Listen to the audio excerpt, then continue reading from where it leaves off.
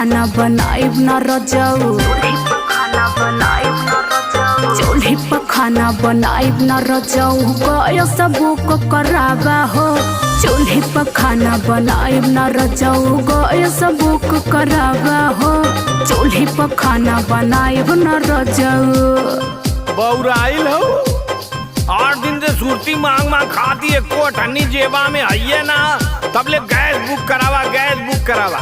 चलो चूल्ही पर खाना बना। गैस बुक कराइबा तब खाना बनी, नहीं तो दोनों टाइम बापू सुरतिया बना के खा। अरे बापू तो सुरतिया खा लिए, तू का माहुर पियबू, तू ना खाइबू। भैलो बड़का काली माई, हम जाते क्योंकि घरे मांग जात के खा ले पड़ियो, तू मरा यही जो। अरे नंगाई पे उतारू भैलऊ, दूटे रोटी बना के सोचे दाने मारते मुद्दा सरक जाई, जल्लू की नहीं। गोड़ तोरे पे